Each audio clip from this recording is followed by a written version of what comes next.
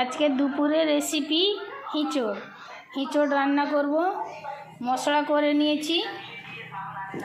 এবার আলু আর হিঁচড়কে ভালো করে ভেজেও নিয়েছি। চিংড়ি মাছ দেব, চিংড়ি মাছটাকেও ভেজে নিয়েছি। রান্না করার জন্য দিয়ে দিলাম এলাচ, দারচিনি, জিরা একসাথে দিয়ে দিলাম ফোড়নের জন্য,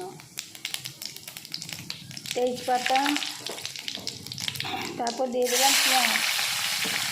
পেঁয়াজটাকে একটু লাল করে ভেজে নেব। পেঁয়াজটা আমার লাল করে ভাজা হয়ে গেছে।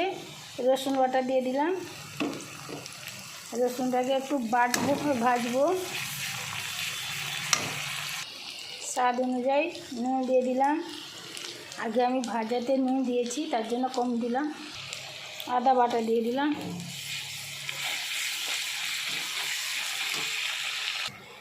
হলুদ গুঁড়ো, লঙ্কার গুঁড়ো দিয়ে দিলাম। কেটে রাখা টমেটো দিয়ে দিলাম। মশলা থেকে তেল ছেড়ে দিয়েছে, তার মানে মশলা কষাটা আমার হয়ে গেছে। এবার দিয়ে দিব হিঁচড়, দিয়ে একটু কষবো আমি, তারপর জল দেব। কষা হয়ে গেছে, এবার জল দিয়ে দেব। ভেজে রাখা চিংড়ি মাছ দিয়ে দিলাম। রান্নাটা আমি এইখানেই শেষ করলাম। আমার রান্না হয়ে গেছে হিঁচড়। কেমন লাগলো বন্ধুরা, কমেন্ট করে জানাও।